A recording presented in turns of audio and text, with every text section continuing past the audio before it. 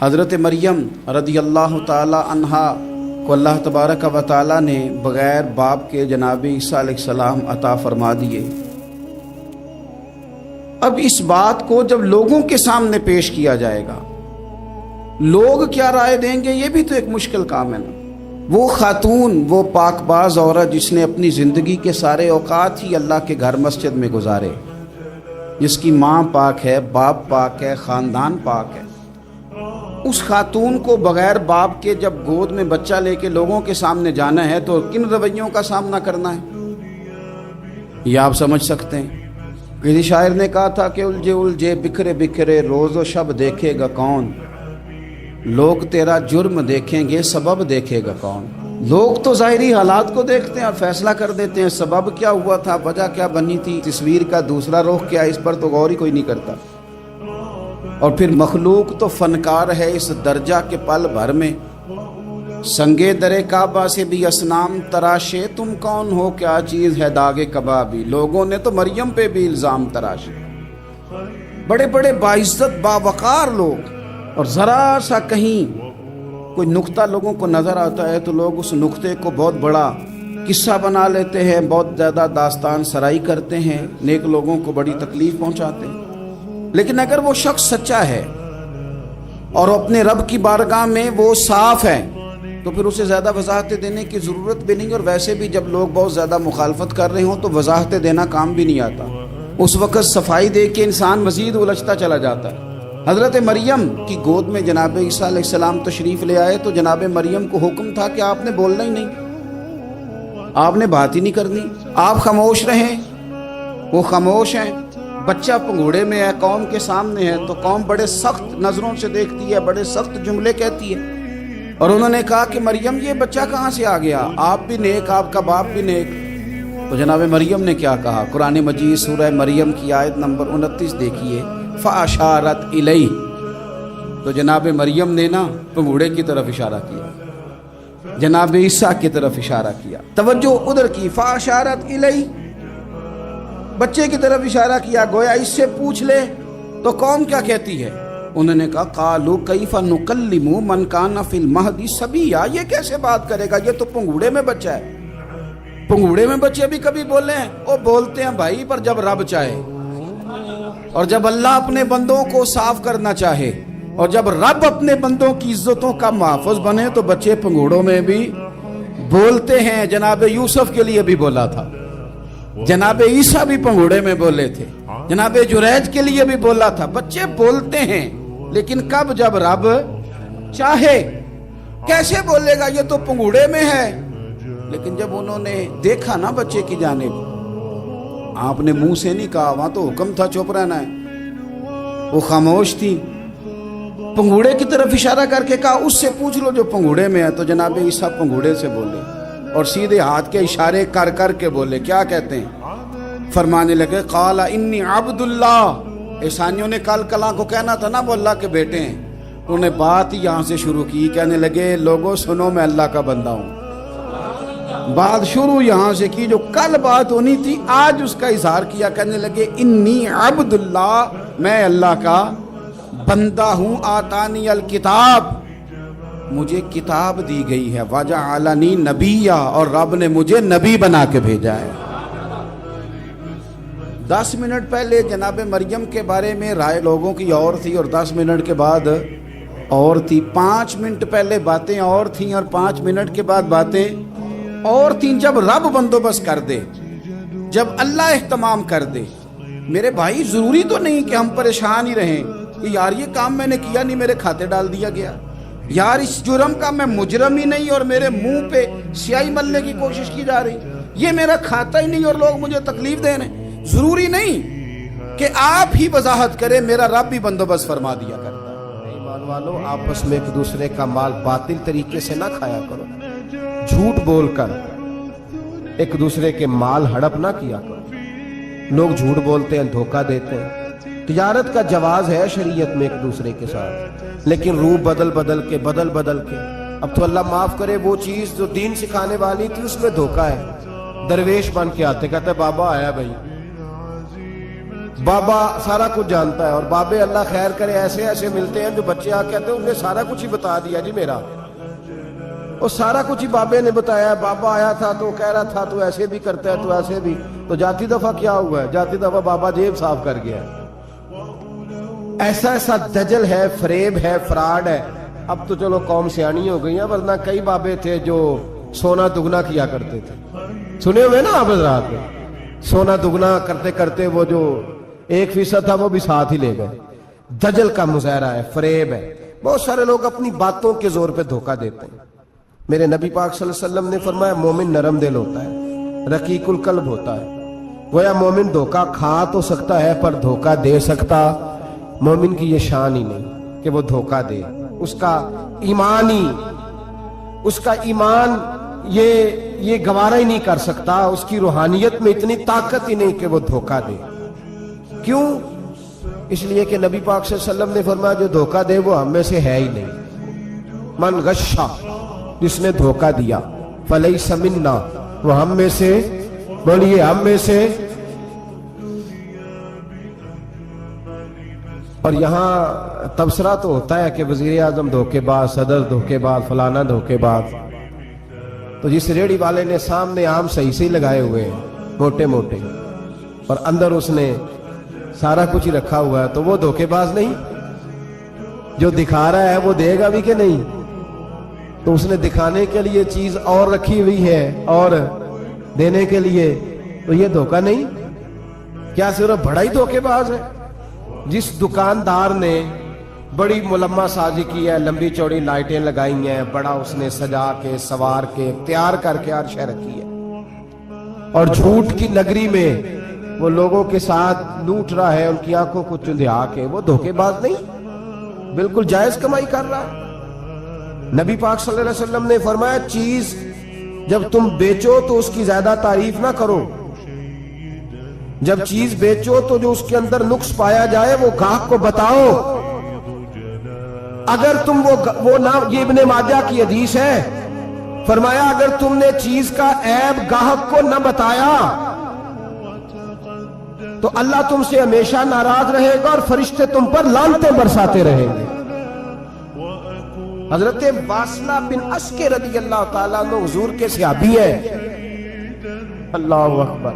اچھا پھر عجیب تماشا ہے، لوگوں کا چیز خریدنے جاتے ہیں تو نقص نکالتے ہیں، اور جب بیچنے جاتے ہیں یہ ناراض نہ ہوئیے گا. یہ نیچے سے لے کے اوپر تک، چھوٹے سے لے کر بڑے تک، جو بھینس بیچنے جاتا ہے وہ بھی 4 دن اس کا دودھ نہیں دھوتا، کہتا ہے منڈی والا چوہے گا. جس دن دودھ دھوئے گا اس دن نکلے گا 25 کلو، اور جب گھر جائے گا تو یہ تو میرا خیال دھوکہ نہیں. اس کو پوچھتے ہیں کیا بنا، کہتا ہے اللہ نے سونی روزی دی ہے. تو کر کے کیا آیا تو؟ دھوکہ، فریب، فراڈ، دھوکے بازی. لوگ بڑوں کے بارے میں تو زبانیں کھل جاتی ہیں، بڑی باتیں ہوتی ہیں، تو اپنی صفائی کون دے گا؟ اپنے اوپر کون؟ میں کسی کی حمایت نہیں کر رہا، یہ بھی جلدی درجہ آ جاتا ہے فٹافٹ 1 منٹ میں. لوگ کہہ دیتے ہیں کہ محبت تو سیاست کا چلن چھوڑ دیا، ہم اگر عشق نہ کرتے تو حکومت کرتے. وہ معاملہ الگ ہے، لیکن مسئلہ یہ ہے میرے بھائی کہ دھوکے بازی ہر ایک کے لیے اسی طرح حرام ہے، ہر ایک کے لیے جس طرح کے اس کا حکم موجود ہے. حضرت واصلہ بن عسکر رضی اللہ تعالیٰ عنہ صحابی تھے. ان کے پاس ایک شخص گیا، اس نے جا کے نا ان کے گھر سے اونٹنی خریدی. امام بہقی نے لکھا ہے جب خرید کے لائے تو رستے میں ان کے بیٹے نے بیچی یا گھر کے کسی اور فرد نے جب خرید کے لائے تو جناب واصلہ بن عسکر رضی اللہ تعالیٰ عنہ کی ملاقات ہوئی. تو آپ پوچھنے لگے بھائی یہ تو اونٹنی میری ہے، میرے گھر سے خرید کے لائے ہو؟ کہا ہاں. فرمانے لگے تم نے کیا کرنا ہے اونٹنی کا؟ بک گئی، ٹھیک ہو گیا، ہوش میں عقل میں خرید کے لایا، بات ختم ہو گئی. بلکہ ہم تو کہتے ہیں، وہ لکھا ہوتا ہے دکانداروں نے، خریدا ہوا مال واپس. واہ جی واہ، یہ کس کا فتویٰ ہے؟ یہ خریدا ہوا مال واپس کس کا فتویٰ ہے؟ یہ ساڈا اپنا. کہنے نے ایڈا اوکھا تینوں مڑیا تو پھر لے کے آ گیا. ایڈیاں گلاں سنا کے ایڈا سیاڑا سیل مین جی، انہیں ترلے لینے 7 تاری انہیں تعریف کیتی ہے، تو انہوں بڑا سونا لگے گا. پھر تیرے گلے میں ڈالا ہے بڑی مشکل سے، مڑا ہے تجھے اور تو پھر لے کے آ گیا. اور شام کو کہتا الحمدللہ میں نے بڑے پیسے کمائے، لا حول ولا قوت الا باللہ۔ سارا دن جھوٹ بولا، فریب کیا، اس پہ اللہ کا شکر ادا کرا۔ بندہ لے کے آ رہا ہے ان کے گھر سے، کہاں سے خریدی؟ تو صحابی کہنے لگے آپ کے گھر سے۔ فرمایا میری اونٹنی ہے لیکن تمہیں اس کے عیب کا پتہ ہے؟ او بھائی یہ دھرتی پہ بسنے والے لوگ تھے، یہ میرے نبی پاک کے تیار کیے ہوئے تھے، تمہیں پتہ ہے اس اونٹنی کے عیب کا؟ کہ یار تو عجیب آدمی ہے، کوئی عیب بھی بتاتا ہے اپنے جانور کے۔ فرمانے لگے چل تو یہ بتا گوشت کھانے کے لیے خریدی ہے یا سفر کرنے کے لیے؟ کہا میں نے تو اس پہ بیٹھ کے حج کرنے جانا ہے۔ فرمانے لگے چل بھی میرے ساتھ واپس آ، پیسے لے لے، گوشت کھانے کے لیے اچھی ہے، دودھ دینے کے لیے اچھی ہے، پر یہ سفر کے لیے اچھی نہیں، تیرے کام نہیں آئے گی۔ اب وہ صحابی ساتھ ساتھ چل رہے ہیں اور کہنے لگے یار میں نے خرید لی تھی، پیسے دے دیے تھے، مرضی سے سودا کیا تھا، میں نے پوچھا بھی نہیں تھا سفر کی کیسی ہے، تو نے یہ کیوں کیا؟ تو حضرت واصلہ رونے لگے، فرمانے لگے کیا کروں، میں رسول اللہ کا غلام ہوں، کیا کروں، نبی پاک کا غلام۔ رونے لگے، فرمانے لگے میرے مصطفیٰ کریم علیہ السلام نے فرمایا فرشتے لعنت کریں گے اگر تو ایبی چیز بیچ ڈالے گا۔ کیا کروں، نوکر اس گھر کا ہوں، جس گھر کی نوکری مجھے دھوکے کی اجازت ہے، میں اس گھر کا نوکر ہوں، مجھے اجازت نہیں دیتی، مجھے اجازت۔ ہم کہتے ہیں جی میرا مالک کہتا ہے، تو اپنے مالک کی چھوڑ، تو کونین کے مالک کی مان، تو اپنے مالک کی چھوڑ، تو عرش کے مالک کی مان، تو چھوڑ دنیا دار مالک کی، اس مالک کی مان جس نے تجھے پیدا کیا ہے، تجھے رزق دیتا ہے۔ دنیا کے مالک کی بات کر رہا ہے۔ میرے نبی پاک صلی اللہ تعالی علیہ وسلم باہر نکلے، رات کو مدینے میں ٹھنڈی ہوائیں چلی ہیں، رم جھم برکھا برسی ہے، مدینہ سارا ٹھنڈا کر گئی ہے، پہلے ہی بڑا ٹھنڈا ہے، پر خدا کے کرم سے مدینے میں اور ٹھنڈک ہوئی۔ حضور سویرے نکلے، بازار میں گئے، غلے کا ڈھیر پڑا ہے، نبی پاک کی نظر پڑی، حضور پہنچے تو غلے کا ڈھیر ہے، سارا خشک ہے۔ محبوب نے فرمایا رات کو بارش ہوئی ہے، تیرے غلے میں پڑی نہیں، تیری گندم خشک رہ گئی، رات اتنی بارش ہوئی۔ نبی پاک پردہ پوش ہے کہ نہیں؟ بولے سارے۔ میرے اعلیٰ حضرت فرماتے ہیں قیامت میں ہمارے عیب چھپیں گے تب جب مصطفیٰ اپنی چادر میں چھپائیں گے۔ وسعتیں دی ہیں خدا نے دامن محبوب کو، عیب کھلتے جائیں گے اور وہ چھپاتے جائیں گے۔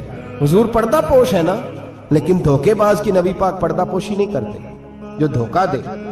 اگرچہ اس صحابی کے بارے میں محدثین نے یہ لکھا ہے کہ وہ دھوکہ نہیں دینا چاہ رہے تھے، ان کو ابھی اس مسئلے کا پتہ ہی نہیں تھا، جب پتہ چلا تو پھر دوبارہ انہوں نے یہ کام نہ کیا۔ اللہ کے حبیب صلی اللہ علیہ وسلم پہنچے، فرمایا تیرے گلے پہ تیری گندم پہ بارش ہی نہیں ہوئی۔ حضور نے اپنی آستین کو چڑھایا، بازو اوپر کیا، اور حضور نے گلے کے اندر ہاتھ ڈالا، اندر سے جا کے حضور گیلی گندم اٹھا کے باہر لائے، اور نبی پاک صلی اللہ علیہ وسلم نے فرمایا یہ کیا ہے؟ جب ان کی گردن جھکی تو میرے مصطفیٰ نے فرمایا سنو، من غشا فلیس منا، جو دھوکہ دے میں اسے اپنی امت میں شامل نہیں کرتا۔ تو ہم میں سے نہیں ہے جو دھوکے دے، فریب کرے، مکر کرے، دجل کرے، فراڈ کرے، بے ایمانی کرے، تھوڑے سے نفع کے لیے، تھوڑے سے۔ اب تو لوگ ہنستے ہیں، دھوکے پہ مسکرایا جاتا ہے۔ گوالے سے پوچھا، دودھ بیچنے والے سے، اور یہ صرف دودھ بیچنے والے کی بات نہیں، سب کا ہی رنگ نرالا ہے، سب کا ہی انداز نرالا ہے، سب ہی تعریفیں کر رہے ہیں اپنے مال کی، سارے دو۔ وہ گزر گئے لوگ، امام اعظم ابو حنیفہ رحمت اللہ علیہ، ذرا بادل ہوتے تھے تو کپڑے کی دکان تھی، بند کر دیتے تھے دکان، فرماتے تھے گاہک کو صحیح نظر نہیں آئے گا تو کہیں ایسی چیز نہ خرید کے لے جائے جس کی اسے پوری خبر نہ ہو۔ وہ گزر گیا زمانہ، اب تو اللہ معاف کرے، حالات اس قدر بگڑ گئے۔ دودھ بیچنے والے سے کہا جاتا ہے صاحب پانی بڑا ہے دودھ میں، کہتا ہے آج کل بھینسیں پانی زیادہ پیتی ہیں، گرمی بڑی سخت ہے، مذاق اڑاتا ہے۔ ایک چوری، اوپر سے اس کا اظہار اعلانیہ۔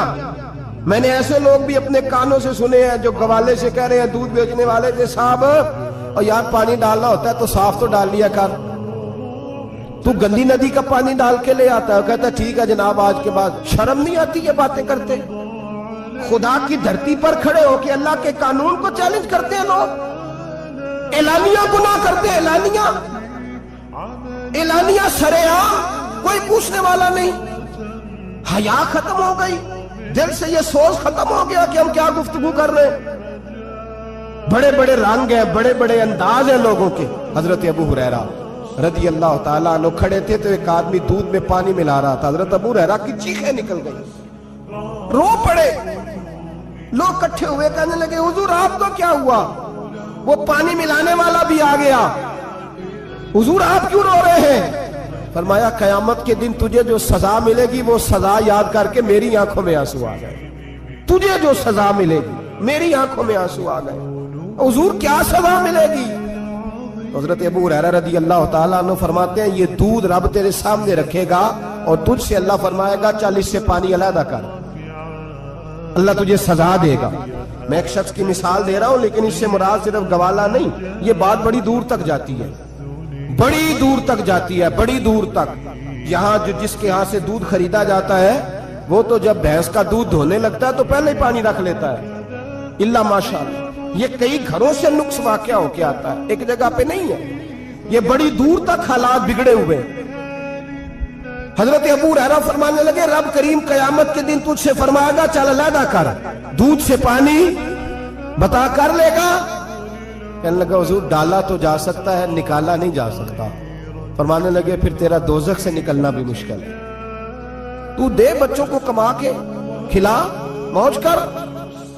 अब तो यहां तक तमाशा लग गया। मैं एक रिपोर्ट पढ़ रहा था, कराची में ऐसी भी दुकानें पकड़ी गवर्नमेंट ने कि जहां दूध के अंदर केमिकल मिलाया जाता है गाढ़ा करने के लिए, और उस केमिकल नुकसान ये है उस केमिकल का कि वो कैंसर का बाइस बन रहा है। 2 किलो दूध की खातर कत्ल कर दिया एक इंसान को, 200, 400, 500 की खातर मार दिया बीमारी लगा के, बच्चे यतीम कर दिए, औरतें बेवा कर दी, घर उजाड़ दिए थोड़े से धोखे के लिए, इतनी सी दुनियादारी इकट्ठी करने के लिए। यहां दवाइयां जाली नहीं बिक रही, यहां लोग मिलावट वाली, इतने इतने लोग खड़े हैं डॉक्टर के दरवाजे पर और तारीफें कर रहे हैं, डॉक्टर साहब इस कंपनी की क्यों लिख के देते हैं, डॉक्टर साहब इस कंपनी की दवाई, उन्हें खबर नहीं कि क्या हाल है। मौत बेचते हो फिर समझते हो जन्नत में जाओगे। अम हसिबतुम अन तदखुलुल जन्नह, इतना आसान समझ लिया लोगों ने। मेरे रसूल पाक सल्लल्लाहु अलैहि वसल्लम ने फरमाया जिसका दोस्त, जिसका भाई, जिसका पड़ोसी उसके बवाइक से महफूज ना हो वो आदमी जन्नत में नहीं जाएगा। सहाबा ने कहा हुजूर ये बवाइक क्या है? फरमाया जुल्म और धोखा। इसने पड़ोसी को भी धोखा देने से वो बाज नहीं रहा। लोग शिकवा करते हैं, कहते हैं लोग दुनिया सारी धोखेबाज हो गई है, लोग सारे। किसी ने मुल्ला रूमी से कहा था हुजूर सारे लोग ही धोखेबाज हैं। फरमाया तू अपना तजर्बा करना, तुझे इसलिए सारे धोखेबाज मिलते हैं कि तेरे अपने अंदर बड़ा धोखा है। अपने अंदर खुलूस पैदा कर, अल्लाह तुझे बड़े खुलूस वाले लोग अता फरमाएगा। तू खुद इससे यारी लगाता है, धोखे के रंग में लगाता है। तेरी हर दोस्ती इसलिए कि तू नफा कितना ले सकता है। मेरे मुस्तफा करीम सैयद आलम सल्लल्लाहु अलैहि वसल्लम ने अपनी उम्मत को मना फरमाया, फरमाया खबरदार तुम्हारा रंग एक होना चाहिए, तुम्हारा रूप। मेरी बातों की समझ आ रही है आपको? धोखा देना, फरेब करना, फराड करना। हजरत ईसा अलैहिस्सलाम के पास एक शख्स आया, कहने लगा मैंने आपके साथ रहना है हमेशा। इमाम राजी ने लिखा है मैंने हमेशा आपके, आप फरमाने लगे मैं जरूर साथ रखूंगा पर दुनियादारी का मुतालबा ना करना। जी उस पीर दे बंदे किवें मुरीद होन जिदे मुरीद होया दुकान ही ना चमके, क्या मतलब हुआ बैत होने का? इतनी देर के मुरीद हुए हैं तो कोई फायदा नहीं हुआ, ना कारोबार चमका ना दुकान बनी।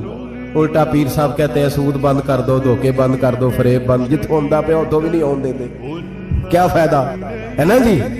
तो कोई मकर फरेब ही नहीं, दजल ही नहीं, सादा सादा काम कैसे होगा? हजरत ईसा अलैहिस्सलाम कहने लगे मेरे साथ रहना है तो दुनियादारी से, बोलिए दुनियादारी से बचना। कहने लगा जी बिल्कुल सही है। आप फरमाने लगे चलो ठीक है। हजरत ईसा ने चाहा कि इसका इम्तिहान करें। फरमाया पहले दिन वो आया है सोबत सुलह में रहने के लिए, खैर सीखने के लिए। हजरत ईसा अलैहिस्सलाम फरमाने लगे कितनी रोटियां खाएगा? कहने लगा एक। आपने 3 रोटियां मंगवाई, एक खुद खाई, एक उसको खिलाई, तीसरी वहीं रखी और जनाब ईसा दरिया पे वुजू करने तशरीफ ले गए। वापस आए तो रोटी कोई नहीं थी वहां। फरमाया रोटी किसने खाई है? कहने लगा कोई पता नहीं। जनाब ईसा अलैहिस्सलाम ने ना उसको मोजज़ा दिखाया। एक हरन जा रही थी, उसके साथ 2-3 छोटे छोटे बच्चे थे। हजरत ईसा अलैहिस्सलाम ने हरन का एक बच्चा पकड़ा, उसको ज़िबा किया।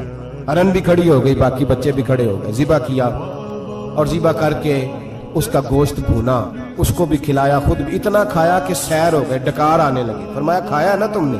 لگا حضور کھایا ہے۔ فرمایا پیٹ میں ابھی ہے کا ہے؟ ہرن کے بچے کی ہڈیاں پڑی ہوئی تھی، جناب عیسیٰ نے ساری ہڈیاں اکٹھی کر کے فرمایا کم باذن اللہ، اللہ کے حکم سے کھڑا ہو جا۔ وہ ہرن کا بچہ پھر زندہ ہو گیا۔ آپ فرمانے لگے ہرن کے بچے کا گوشت تیرے پیٹ میں بھی ہے، میرے پیٹ میں بچہ وہ جا رہا ہے، اب تو بتا دے روٹی کس نے کھائی ہے، اب تو بتا دے۔ کہنا جی کوئی پتہ نہیں مجھے پتا۔ حضرت عیسیٰ علیہ السلام اس کو ساتھ لے گئے، دریا کے اس پار جانا تھا۔ فرمایا ہاتھ پکڑا چلو گزرو۔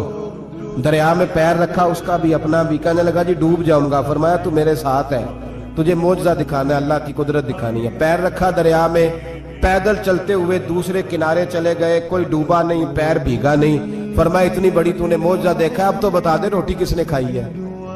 کہنے لگا جی پتا مجھے خبر، اللہ کے سامنے سارا ہی پتا ہوتا ہے، پتا نہیں مجھے، بولے بن جاتے ہیں نا منٹ میں۔ حضرت عیسیٰ کہنے لگے میں اللہ کا پیغمبر ہوں، مجھے منوانا آتا ہے۔ دریا کے اس پار گئے تو ریت تھی، صحرا کا علاقہ تھا۔ جناب عیسیٰ نے ریت کٹھی کی، چھوٹی چھوٹی ڈھیریاں لگائیں، 3 ڈھیر ریت کے لگ گئے، 3 ڈھیر۔ جب 3 ڈھیر لگ گئے تو جناب عیسیٰ علیہ السلام نے پھونک ماری، وہ ساری کی ساری ریت سونا بن گئی۔ حضرت عیسیٰ علیہ السلام کہنے لگے یہ 3 حصے ہیں سونے کے، ایک حصہ میرا ہے، ایک تیرا ہے، اور تیسرا اس کا جس نے تیسری روٹی کھائی ہے۔ کہنے لگا جی میں نہیں کھائی ہے۔ تیسرا حصہ اس کا جس نے تیسری روٹی کھائی۔ کہنے لگا جی روٹی، فوراً مان گیا۔ بے قدرہ کچھ قدر نہ جاتی، کیتی خوب تسلی ہو، اے دنیا دار پجاری زردے کتیاں دے گل ٹلی ہو، میں نہیں کھائی ہے۔ وہ میاں صاحب کمال کر گئے، اور ایک شخص لے گیا میاں محمد بخش علیہ رحمہ کو تانگے پہ بٹھا کے، کہنے لگا یہ پہلی بھی میری، وہ بھی میری، وہ باغ بھی میرا، یہ میرے چاچے کی، وہ میرے تائے کی، یہ میرے دادے کی، بڑے مالدار ہیں۔ آپ فرمانے لگے چل چھوڑ کوئی اور بات بھی کر۔ نہیں جی نہیں، وہ فلانی شے بھی میری۔ آپ فرمانے لگے یہ بتا تجھ سے پہلے کس کی تھی؟ کہنے لگا فلانے سے خریدی ہے۔ فرمایا اس سے پہلے کس کی تھی؟ چپ کر گیا۔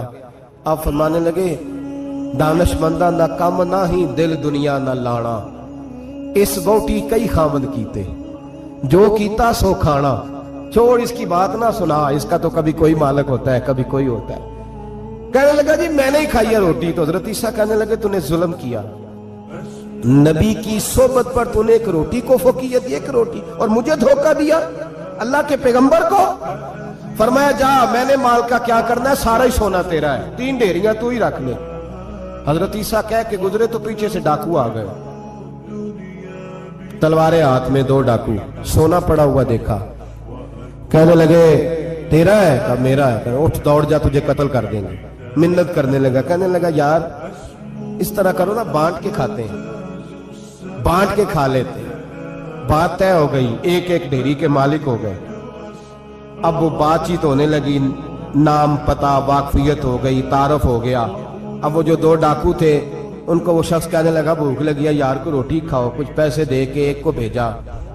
وہ جو 2 ڈاکو تھے ان میں سے جو کمزور تھا اس کو بھیجا کہ جاؤ کھانا لے کے آؤ۔ وہ کھانا لینے گیا تو پیچھے سے کہنے لگا تیرا رشتہ دار ہے؟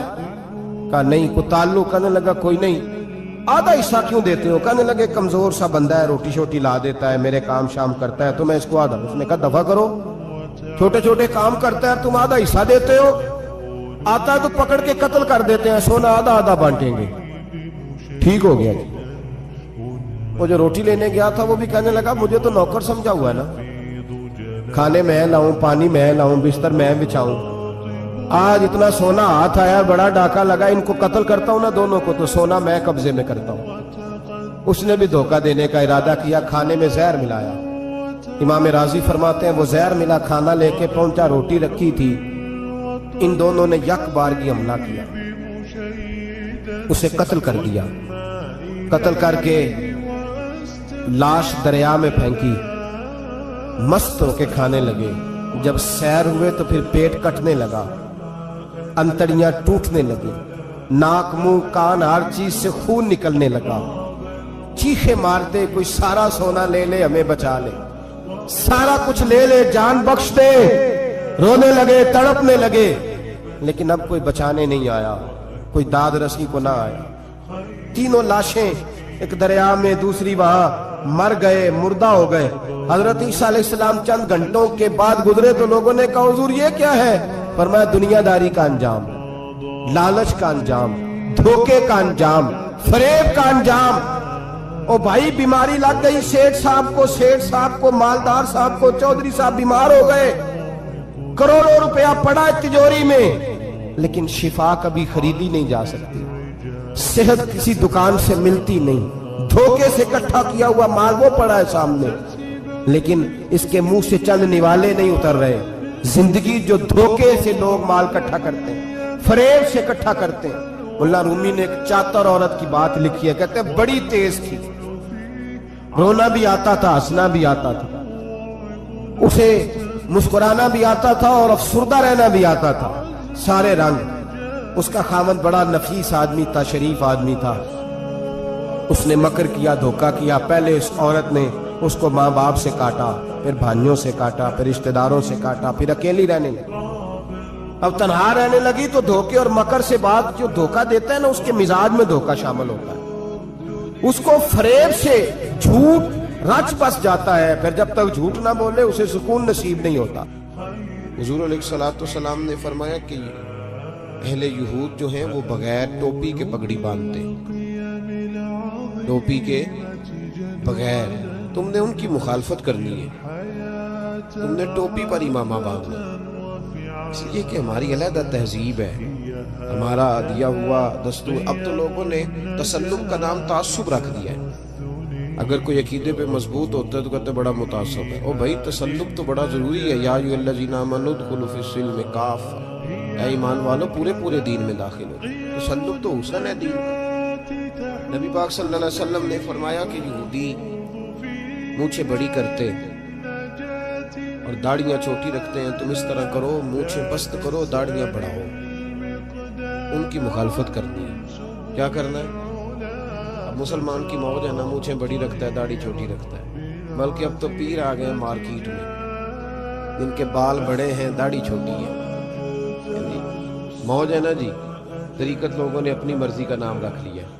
یاد رکھیں عزیزو, نبی پاک صلی اللہ علیہ وسلم انقلاب لانے آئے اور حضور علیہ الصلوۃ والسلام نے تہذیب متعارف کرائی, تمدن متعارف کرایا, اور جو رنگ حضور نے صحابہ کو دیا میرے محبوب کے غلاموں نے اسے قبول بھی فرمایا. اللہ کریم نے فرمایا کما ارسلنا فیکم رسولا منکم, جیسا کہ ہم نے تمہیں میں سے تمہیں رسول دیا, یتلو علیکم آیاتنا, وہ تم پر ہماری آیتوں کو تلاوت کریں گے, ویزکیکم, اور تمہیں پاک کر دیں گے.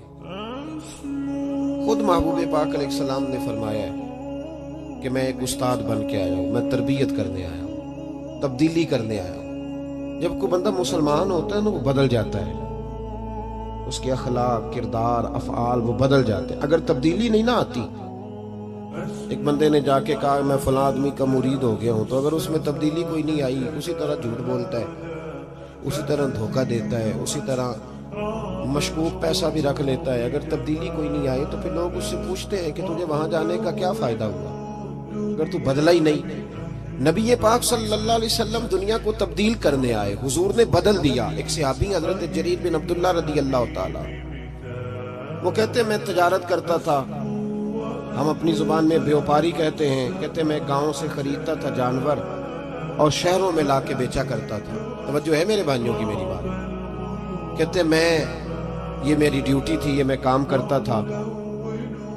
جس دن میں محبوب پاک صلی اللہ تعالی علیہ وسلم کا کلمہ پڑھنے کے لیے حاضر ہوا تو میں نے محبوب علیہ السلام سے عرض کی حضور کو نصیحت کر دیں, مہربانی فرمائیں, پیسے آپ جیبوں میں رکھیں, اللہ آپ کو جزائے خیر دے. اس سے تھوڑی سی خرابی پیدا ہوتی ہے میرے ذہن کے مطابق. نذرانہ سنت ہے, میں حرام نہیں کہتا, لیکن یہ برسری اسٹیج پر غریب آدمی پریشان ہوتا ہے, کہنا میرے کو دتھی ہوتی تو میں بھی ذرا آگے بیٹھا. نوٹوں والوں کی پھر محفل میں بھی قدر زیادہ ہونے لگتی ہے. تو اللہ تعالیٰ آپ کو جزائے خیر دے. دوران محفل یہ کام نہ کیا کریں, نعت خواں کو, قاری کو, عالم کو آپ نذرانہ ضرور دیں, کوئی حرج نہیں ہے, لیکن دوران محفل یہ کام نہ کریں, اس میں استحصال ہوتا ہے. پھر دولت ذرا پیاری بھی ہوتی ہے نا, اور جڑا نہیں دے گا انہوں میں کورا گا, انہوں نہیں سی پتا میں محفل تے جانا ہے, لے کے کوئی شے نہیں آیا کرو. تو اس ماحول کو صحیح کریں. ویسے بھی تھوڑی سنجیدگی رہتی ہے اس بات. اللہ آپ کو بہت ساری جزا عطا فرمائے. میری بات پہ توجہ فرمائیے گا. حضرت جریر بن عبداللہ رضی اللہ تعالیٰ عنہ فرماتے ہیں میں چھوٹی سی تجارت کرتا تھا, کاروبار. کچھ لوگ سمجھتے ہیں کہ اللہ صرف مسجد میں ملتا ہے, حالانکہ ترمذی شریف میں حدیث موجود ہے. نبی پاک علیہ السلام نے فرمایا جو سچا تاجر ہوگا نا, تجارت سچائی سے کرے, اللہ قیامت کے دن اسے نبیوں کے ساتھ جگہ عطا فرمائے گا. کتنا بڑا درجہ ہے. حضرت معروف کرخی رحمت اللہ تعالیٰ علیہ کے زمانہ مبارکہ میں کچھ لوگ آپ کی خدمت میں آئے کہ حضور بارش نہیں ہوتی, دعا کر دیں. تو آپ فرمانے لگے وہ میری خانقاہ کے, میرے مدرسے کے, میری مسجد کے سامنے ایک کریانے کی دکان والا ہے, اس سے دعا کراؤ بارش ہو جائے گی. لوگ اس کے پاس گئے کہ جناب دعا کر دے, بارش نہیں ہوتی. تو اس نے کہا حضرت معروف کرخی سے دعا کرائیں. کہنے لگے انہوں نے بھیجا ہے. تو کہنے لگا مجھے تو لفظ بھی سیدھے نہیں آتے, چلو انہوں نے بھیجا ہے تو مانگ دیتے ہیں دعا. کہنے لگا اے اللہ مہربانی فرما, ان کو بارش عطا فرما. ابھی لوگ کہتے ہیں اس کی دعا مکمل بھی نہیں ہوئی تھی کہ رب کریم نے اہل بغداد کو بارش عطا فرما دی. یہ بارش ہو گئی نا, وہ جو کچھ لوگ تو چلے گئے, جو صاحب نظر لوگ تھے وہ حضرت معروف کرخی کی خدمت میں آئے, جو تجسس میں رہے. انہوں نے کہا حضور سمجھ نہیں آئی, یہ ہمارے ساتھ رہتا ہے, عام سا بندہ ہے, آپ نے کہا اس سے دعا کرائیں. کیا رات کو جب دنیا سو جاتی ہے تو یہ مسجد آ جاتا ہے, تنہائی میں عبادت کرتا ہے؟ تو حضرت معروف کرخی فرمانے لگے ایسی کوئی بات نہیں. تو حضور پھر آپ نے اس سے دعا کرنے کو کیوں کہا؟ تو آپ فرمانے لگے 30 سال ہو گئے میرے سامنے دکان کرتا ہے, یہ سودا جب بھی تولتا ہے پورا تولتا ہے, یہ لوگوں کی خیر خواہی کرتا ہے. جو بندہ اللہ تبارک و تعالیٰ کے بندوں کے ساتھ اتنا وفادار رہتا ہے, رب اس کی دعائیں ضرور قبول فرمایا کرتا ہے. حضرت جریر بن عبداللہ رضی اللہ تعالیٰ عنہ کہتے ہیں میں نے جب کلمہ پڑھا نا تو میں تجارت کرتا تھا چھوٹی سی. اگر تو سمجھتا ہے نا کہ میں اپنے اوپر دین کو پورا نافذ نہ کروں تو پھر جزوی مسلمان تو کہیں کہا ہی نہیں گیا. میرے اعلیٰ حضرت فاضل بریلوی رحمت اللہ تعالیٰ علیہ سے کسی نے پوچھا تھا حضور نیک کون ہوتا ہے؟ تو اعلیٰ حضرت فرمانے لگے جس کی تنہائیاں صاف ستھری ہوتی, جو اکیلے میں اللہ سے ڈرتا ہے, جو تنہائی کے اندر صاف ستھرا ہوتا ہے. محفل میں تو میری طرح سارے سچ سمجھ کے آتے ہیں. فرمایا جو اکیلا بیٹھا ہو اور اس پر اللہ کا خوف طاری ہو وہ اصل میں نیک بندہ ہوتا ہے. میرے بھائی حضرت جریر بن عبداللہ کہتے ہیں میں نے جس دن کلمہ پڑھا تو عرض کی یا رسول اللہ صلی اللہ علیہ وسلم کو نصیحت فرمائیں. وہ پیچھے کمیٹی کے دوست بھی سنیں یار تھوڑی دیر محفل, کچھ نہیں ہوتا, کوئی اتنا لمبا مسئلہ نہیں, آپ اتنی لمبی گفتگو نہ کریں, اللہ جزا دے, ہماری بات سنیں, ہم اللہ رسول کی کر. میری طرف دیکھیں نہیں آپ لوگ, میری انہوں نے گل ہے تسی کو مداخلت کر دیں. اللہ آپ کو خوش رکھے. آپ حسین تو اللہ نے مجھے اجر عطا فرمایا, آپ مہربانی فرمائے. محفلوں کے اندر حسن پیدا ہونا چاہیے, ہمیں سننا چاہیے محفل. ویسے بھی ہٹو بچو اتنی ضروری تو ہے نہیں. اجمل قادری صاحب اگر آئے ہیں تو سٹیج پہ پہنچ ہی جائیں گے, اسی کام کے لیے آئے ہیں تو آ جائیں گے, اتنا ضروری مسئلہ نہیں. اب تو وہی حال ہو گیا ہے, ہم دیکھتے رہتے ہیں نا سوشل میڈیا پہ, وزیروں کا بھی پرتپاک استقبال ہوتا ہے اور پیروں کا بھی پرتپاک ہی ہوتا ہے. اور فقیری میں استقبال کی کیا ضرورت؟ درویشی ان چیزوں کی نفی کرتی ہے, کوئی تعلق ہی نہیں ان چیزوں کا. بس اللہ کا بندہ جہاں بھی بیٹھا ہوتا ہے وہ اللہ کا بندہ ہی ہوتا ہے, اس کا وہیں اللہ سے رشتہ جڑا ہوا ہوتا ہے, اسے ان چیزوں کی حاجت نہیں ہوتی. بہرحال عرض کرنے لگے یا رسول اللہ صلی اللہ علیہ وسلم کو نصیحت کریں. میں عرض کر رہا ہوں کہ میلاد ایک انقلاب ہے, حضور انقلاب برپا, یا رسول اللہ نصیحت کریں. تو نبی پاک صلی اللہ علیہ وسلم نے فرمایا الدین النصیحہ, میرا سارا دین کسی کی خیر خواہی کرنے کا نام, بھلا کر کسی کا. حضرت جریر ابن عبداللہ نے وہ بات سنی اور چلے گئے. کہتے میں پہلے دن گیا, اس ذوالغابہ کے اندر یہ چیز روایت موجود ہے. کہتے میں پہلے دن گیا, ایک یہودی سے میں نے گھوڑا خریدا اور 3 دینار میں میرا اس کے ساتھ سودا طے ہو گیا. فرماتے ہیں جب گھوڑے کی میں نے لگام پکڑی اور میں چند قدم چلا تو وہ گھوڑا بڑے ٹھنڈے مزاج کا تھا, کہ ساؤ آخیدہ پنجابی, وہ بڑا ساؤ تھا. کہتے ہیں وہ بالکل میرے ساتھ ساتھ چلنے لگا تو میں واپس پلٹا اور میں نے اس یہودی سے کہا یہ تو گھر میں بھی رکھنے کے لیے بڑا اچھا ہے, یہ تو سواری گھر میں بچوں کے درمیان بھی ٹھیک ہے. 3 دینار نہیں تو 6 دینار رکھ, تیرا مہنگا ہے. کہتے ہیں وہ آنکھیں کھول کے میری طرف دیکھنے لگا. اب میں نے دوبارہ گھوڑے پہ سواری کی, جب تھوڑا سا میں نے اس کو چلایا تو کہتے ہیں وہ تو سواری میں بھی بڑا عمدہ تھا میں نے اس یہودی کی طرف پھر توجہ کی. میں نے کہا یار تیرا گھوڑا مہنگا ہے, تو 3 دینار اور رکھ. کہتے مجھے کہنے لگا تو وہی ہے جو پہلے آتا تھا یا تو بدل گیا ہے؟ میں نے کہا نہیں, اب میں بدل گیا ہوں, اب میں وہ نہیں ہوں, اب میرے اندر تبدیلی آ گئی, مجھے کسی نے بدل دیا. کچا رنگ للاری والا جڑا چڑھدا لیندا رہندا, اے عشق تیرے دا رنگ محمد چڑھ جائے پھر نہیں لیندا. میں بدل گیا ہوں. کہتے کہ بات تو بتاؤ. تو فرمانے لگے یار میں تجھے اگر 9 دینار دے کے بھی منڈی میں جاؤں گا تو میرا وہاں پھر بھی 12 کا بکے گا, تو اگر 3 دینار اللہ مجھے اس میں سے پھر بھی دے دے گا تو میں تیرے 6 کیوں رکھوں, تو رکھ. تو یہودی کہنے لگا جناب آپ بتائیں تو صحیح آپ کیسے بدلے؟ تو فرماتے میں نے اس سے کہا کہ بدل اس طرح گیا ہوں کہ میں نے مدینے والے محبوب کا کلمہ پڑھ لیا ہے, اور میرے نبی پاک صلی اللہ تعالیٰ علیہ وسلم نے مجھ سے فرمایا کہ لوگوں کی خیر خواہی کرنا, بھلا کرنا, کسی کا نقصان نہ کرنا, کسی کے ساتھ زیادتی نہ کرنا, کسی کو لوٹنا نہ. اب میں بدل گیا ہوں, میرے اندر انقلاب آ گیا, اب میں شعوری طور پر ایک انسان بن گیا ہوں. کہتے ہیں یہ کہہ کہ جب میں نے گھوڑے کا رخ موڑا نا تو یہودی چھلانگ لگا کے میرے پیچھے بیٹھ گیا. میں نے کہا تو کہاں جا رہا ہے؟ کہنے لگا مجھے بھی وہیں لے چل جس نبی نے تجھے بدلا ہے, میں بھی ان کی خدمت میں جانا چاہتا ہوں. ہم انقلاب لانا چاہتے ہیں تقریروں سے. جو بندہ بھی سٹیج پہ بیٹھتا ہے نا, اب تو لوگ کنٹرول ہی نہیں کرتے کہ وہ کیا کہہ رہے ہیں. ادعو الی سبیل ربک بالحکمت والموعظۃ الحسنہ, اچھے طریقے سے لوگوں کو دین کی طرف بلانا چاہیے. اور چونکہ ہمارے ہاں یہ سٹیٹس بھی نہیں ہے کہ کس نے بیٹھنا ہے اور کس نے نہیں بیٹھنا, لہذا میری طرح جو بھی بیٹھ جاتا ہے سب سے نیک وہی ہوتا ہے. باقی وہ نہ اسے پہلے کوئی اچھا آدمی گزرا ہوتا ہے معاذ اللہ, اور نہ اسے اپنے معاصرین میں کوئی نظر آتا ہے, اور بعض والے تو ویسے نہیں نہ اچھے ہوتے.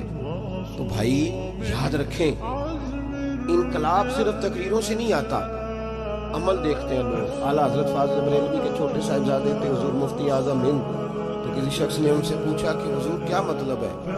تھوڑی دیر لوگوں کا دوستانہ رہتا ہے پھر ٹوٹ جاتا ہے. تو آپ فرمانے لگے جب تک تو لوگ باتیں سنتے ہیں تب تک تو لوگ ساتھ رہتے ہیں, اور جب تھوڑا سا عمل دیکھنے لگتے ہیں پھر پیچھے ہٹنے لگتے ہیں, پھر وہ بیک ہونے لگتے ہیں. اسی لیے تو محبوب نے فرمایا کسی کو پرکھنا ہو تو لین دین کر کے دیکھ, اس کے ساتھ سفر کر کے دیکھ, وقت بتا کے دیکھ, پھر تجھے پتا چلے. میلاد ایک انقلاب ہے, بدل جانے کا نام ہے. نبی پاک کے غلام بدل جایا کرتے, ان کی وہی کیفیات نہیں رہتی. حضرت ابو ذر غفاری رضی اللہ تعالیٰ عنہ فرماتے میں اپنے غلاموں کے معاملے میں اتنا سخت تھا کہ لوگ دوسرے مثال دیتے تھے اپنے غلام کو کہ پھر تیرا وہی حال کروں جو ابو ذر اپنے غلاموں کا کرتا ہے. اتنا میں سخت مارتا تھا. ہم بھی بڑے ڈکٹیٹر ہوتے ہیں نا اپنے اپنے ہاں, کہتے ہیں جی میرے آگے کوئی نہیں بولتا جی, کسی کی ضرورت ہی نہیں جی, بالا دی کی مجال ہے انہوں دی اماں دی کی ضرورت ہے. بھائی ایسے نہ کر. دنیا میں سب سے خوبصورت شخص وہ ہوتا ہے جس کو لوگ اپنا دکھ بتانا آسان سمجھتے ہیں, اس کے لوگ قریب جاتے ہیں. تو کس طرح کا بن گیا ہے کہ تیرے اپنے بھی تیرے قریب نہیں جاتے, اور پھر تو اپنی تعریف کر رہا ہے. دنیا میں بہترین شخص وہ ہوتا ہے جس تک لوگوں کی رسائی آسان ہوتی ہے, جس کو لوگ اپنی بات آسانی سے بتا سکیں, وہ سمجھیں کہ یہ ہمارا مداوع کرے گا. حضرت ابو ذر غفاری کہتے ہیں بڑا سخت تھا. جس دن میں کلمہ پڑھنے آیا نا تو محبوب تو جاننے والے ہیں نا, وَعَلَّمَكَ مَا لَمْ تَكُنْ تَعْلَمُ, حضور کو تو اللہ نے کنجیاں عطا فرمائی ہیں نا غیب کی. تو محبوب پاک علیہ السلام کی بارگاہ میں جب کلمہ پڑھنے حاضر ہوا تو محبوب علیہ السلام سے عرض کی حضور کوئی خاص بات؟ تو حضور نے بڑی وصیتیں اور نصیحتیں فرمائیں, اور پھر میری طرف محبوب نے اس طرح دیکھا کہ میرے دل کے سارے عیب دھلنے لگے. تو محبوب فرمانے لگے تیرے لیے خاص بات ہی ہے کہ اپنے غلاموں کے ساتھ اچھا سلوک کرنا, اپنے غلاموں کے ساتھ بے خبر ہو جو غلاموں سے وہ آقا کیا ہے. اپنے غلاموں کے ساتھ جاگ رہے نا آپ لوگ, کن کے ساتھ؟ اب تو غلام نہیں نہ ہوتے, بندے نے اجی 2 لاکھ دے کے ڈیرے تے نہیں بنی دا جی, وہ اس کو تنخواہ دی جاتی ہے 6,500, سارا بچہ اس کا بال بچہ بھی نوکری کرتا ہے, اور اس کو رہائش بھی وہاں دی جاتی ہے جہاں بھینسیں باندھی جاتی ہیں. یہ ظلم ہے. اس کے باوجود ہم پڑھے لکھے ہیں, حاجی صاحب بھی ہیں, نمازی بھی ہیں. میں غور کرنا, کہتے ہیں جی یہ سیانے نہیں. تو میں کہتا ہوں جب بندے کے پاس پیسے نہیں ہوتے تو عقل بھی نہیں ہوتی. جیدے گھر دانے وہ دے کملے بھی سیانے میری غربت نے کیا مجھ کو زمانے میں بدنام، تیری دولت نے تیرے عیب چھپا رکھے۔ اور بھائی جب یہ پردہ ہٹے گا دولت کا تو پھر پتہ چلے گا کہ تیری قدر زمانہ کتنی کرتا ہے اپنے غلام سے۔ ہمارے پڑھے لکھے لوگ میں نے دیکھے بڑی بڑی سوسائٹیوں میں رہنے والے، ان کا ملازم ان کے ساتھ بیٹھ کے روٹی نہیں کھا سکتا، ٹیبل پہ جگہ موجود ہے، کرسی کی جگہ ہے، لیکن وہ کہتے ہیں نہیں، وہ ڈرائیور کو نہ وہیں گاڑی میں بھیج دو، وہیں کھا لیں۔ کیوں بھائی؟ وجہ کیا ہے؟ پیرانے عظام جو میری طرح کے پیر صاحبان ہیں وہ بھی کہتے ہیں مرید نہیں جی میرے نال بہندے ہو کہنے نسی ادب کر کے، لہذا میرے لیے چھوٹے گوشت دا شوربہ اورا کر لو، انہوں نے باقی اتھے دے آؤ۔ یہ کیا طریقہ ہے؟ یہ کہ اگر حضرت بلال حبشی مصطفیٰ کے ساتھ ایک پلیٹ میں کھا سکتے ہیں، ایک پلیٹ میں، سمامہ بن اسال سے کسی نے کہا تو نبی پاک سے متاثر کیسے ہوا؟ تو کہنے لگا اس دن میں متاثر ہوا تھا جب محبوب پاک کھانا کھا رہے تھے ایک پلیٹ میں، اسی میں ابو بکر صدیق بھی تھے، اسی میں سلمان فارسی بھی تھے، اور اسی میں بلال حبشی بھی تھے، تو پھر میں متاثر ہو۔ بہرحال بات دور چلی جائے گی۔ حضرت ابو ذر غفاری رضی اللہ تعالیٰ عنہ فرماتے ہیں جب میں کلمہ پڑھ کے واپس آیا، توجہ کیجئے گا، میں بس ایک دو بات کے بعد بات سمیٹنے لگا ہوں۔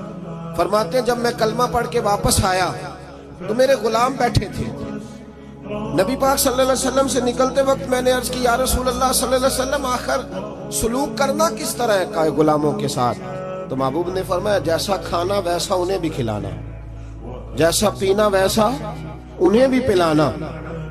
بھئی ایسا ہو سکتا ہے کہ بندہ جیسے کپڑے خود پہنے اس کا نوکر بھی ویسے ہی پہنے؟ توجہ ہے میری بات پر؟ ہوا ایسا کبھی دیکھا ہے آپ نے؟ لیکن حضور نے یہ بیان، بلکہ مولا علی شیر خدا کے غلام تو کہتے ہیں کہ حضرت علی ہمیں گھر لے جاتے، یہ بھی حضرت علی کی شان ہے۔ ہاں جی، یہ بھی بیان ہونی چاہیے، اور یہ نظر بھی آنی چاہیے کبھی کبھی ان کا نام لینے والوں۔ حضرت علی کے غلام کہتے ہیں میں مولا علی کے ساتھ بازار گیا تو حضرت علی نے 2 جوڑے خریدے، اس طرح ہم بھی 2 طرح کے نہیں خریدتے، ایک پہننے والا ایک دینے دلانے والا، دین دوان والے لہدہ دے دیا جی۔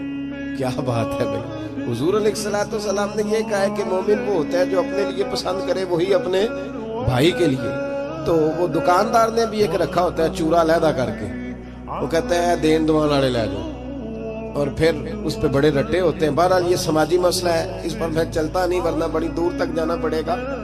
عرض یہ کرنا چاہ رہا ہوں کہ حضرت علی شیر خدا رضی اللہ تعالیٰ عنہ کے غلام کہتے ہیں میں مولا علی کے ساتھ گیا، انہوں نے 2 جوڑے خریدے، ایک جوڑا انہوں نے ایسا خریدا جو بڑا مہنگا تھا، اور ایک وہ خریدا جو بڑا سستا تھا۔ فرماتے میں سمجھ گیا کہ وہ سستا میرے لیے ہے اور جو قیمتی ہے وہ شیر